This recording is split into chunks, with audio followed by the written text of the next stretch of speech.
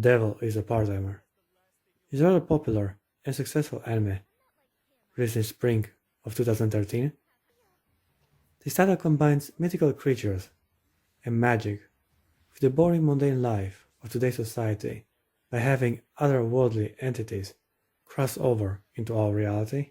In the last couple of years, I've witnessed a trend of having the main character teleported from his ordinary mundane life to an exciting and dangerous alternative world.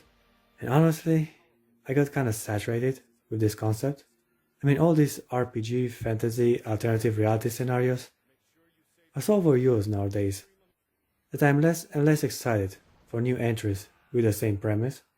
Not to say there hasn't been anime of this sort that I enjoyed lately, but it was ironically refreshing to get something new by watching an older show, such as The Devil is a Part-Timer. In this title, the devil itself and his trusted advisor are seeking refuge in our world while his domain was conquered and his demon armies all but defeated. But a bit of exposition is in order. While our main character is indeed a demon lord Satan, he wasn't exactly the ruler of the underworld, but a monarch of a fantasy kingdom with ambitions of expansion. In the neighboring lands, the world of Ente Isla was to be conquered by force with the help of his four demon generals while he was supervising the military expeditions. However, while embarking on this brutal quest to take over the continent, his plans are brought to ruin by the hero Emilia, who has risen to the challenge and forced Satan to make a swift retreat for a dimensional portal. Here's where the anime turns away from the action fantasy genre and prioritizes comedy in a more mundane environment. First of all, our demon lord and his companions have taken weaker forms due to the fact that there is a substantial lack of magic in modern day Japan.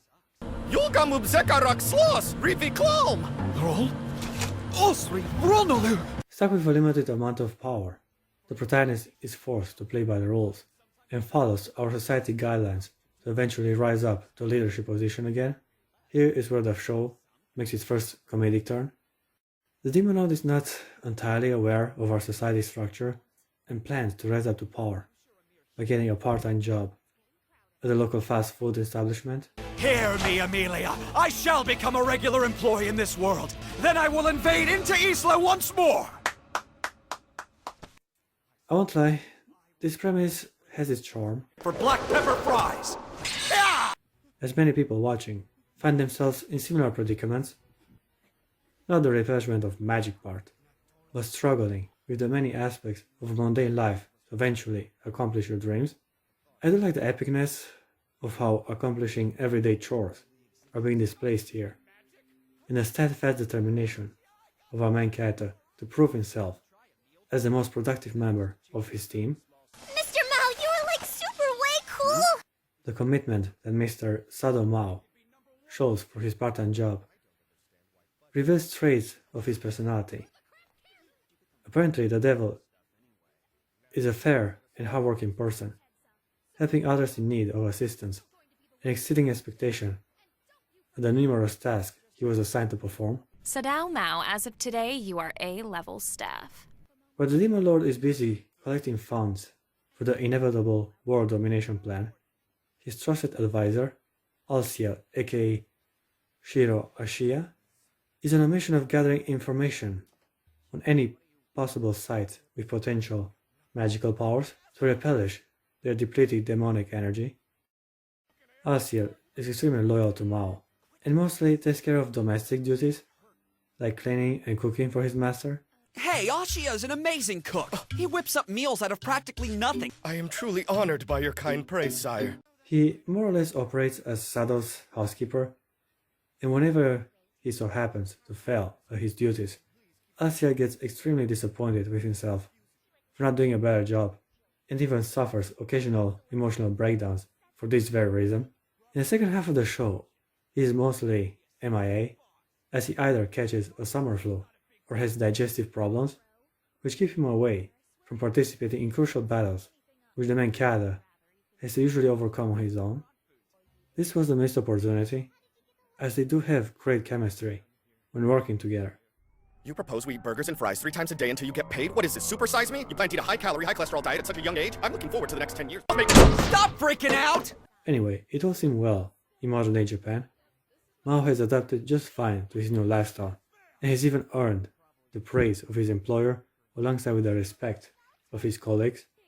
Nothing seemed to stay in his way towards achieving complete world domination. Or was it? Well, on his way home after a hard day of work, our demon lord has the misfortune of meeting the younger form of Emilia, the hero that banished him from his kingdom to begin with. First tell me why you're working part-time at a McDonald's! Why, Satan? The hero Emilia? While Mao got a bit defensive at the beginning, he soon realized that she's also experiencing the same difficulties in manifesting the full extent of her powers. Where's your sacred sword? You know what? That's not really any of your business. Emilia warns Mao that she has followed him to this realm to finish the mission and put an end to his reign of tyranny.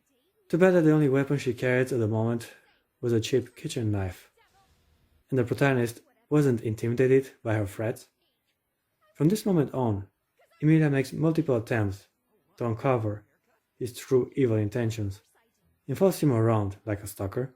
Jeez, it'll be fine. We got tons of time. This is war, sire. Steel yourself. Where are they headed at this time of day?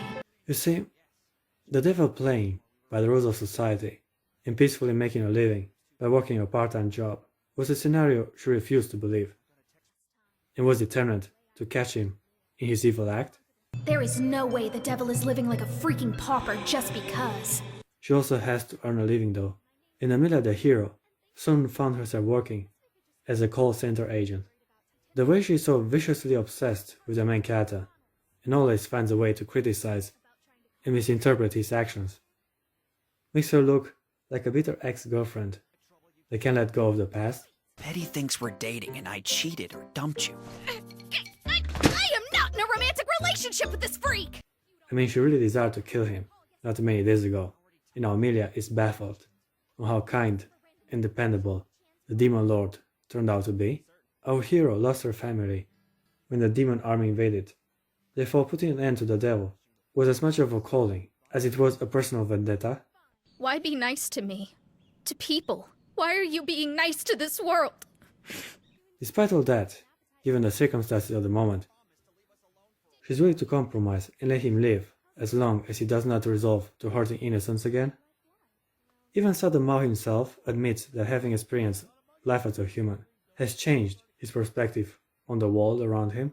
He even started to make friends outside his demon circle. One coworker in particular has grown rather attached to him. Chiyo Sasaki is a high school student and fellow employee of McDonald's. Right from the beginning, it was clear that she has feelings for the main character and gets very envious whenever she hears that Mao might offer his attention to another girl rather than her. Remember that time? You told me you have a roommate? Might this roommate be of the girlfriend roommate persuasion by any chance at all? Chiho might be a petite little girl, but her bust size sure is something to marvel at.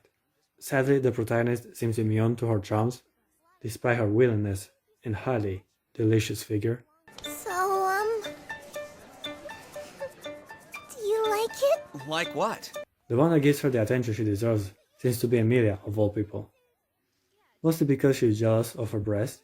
She might deny it all she wants, but it's clear as day how envious Emilia is for a nice pair of tits. Small ones mean small armor, which saves money and means you're less constricted in your movements. I think you've lost me. The first story arc of the show revolves around Lucifer, a fallen angel, and one of Mao's generals. He makes his first appearance as a villain, having allied himself with a rogue archbishop of the church to take down his former master, as he is vulnerable in his current form. The battle seemed to be in Lucifer's favor until the main character gathered enough strength to transform to his initial form and put a quick end to his opponent. I like it when the protagonist gets overpowered and badass. It is a lot of fun to see him easily overcome any obstacles thrown in his way. To my surprise, Lucifer is forgiven and even has the opportunity to live alongside his master yet again. Now that he also has taken human form, our infamous fallen angel turns to be a lazy slob that spends all day long in front of his computer. You know, I like this take on our heroes. They may have had different lives before, but in this society, overcoming its mundane hardships seems to be their biggest challenge. They are forced to adapt to a different way of life, which only accentuates their behavior and personality traits. There's yet another important female character that makes an entrance in the second half of the show. Her name is Suzuno Kamazuki. At first she pretends to be the friendly next-door neighbor, but in reality, Suzuno is the Grand Inquisitor of the church in Enta Isla and has come to this world to kill the main character. Naturally, she also turns to be quite a likable character and easily gets accepted into Mao's entourage. Stop taking your clothes off in public, you pervert! That was your fault! Well, the show is mostly a slice of life with witty dialogue and great comedic timing. I give The Devil is a Part-Timer an 8 out of 10, a well-structured and entertaining anime. Emmy, cut it out. Never tell me what to do!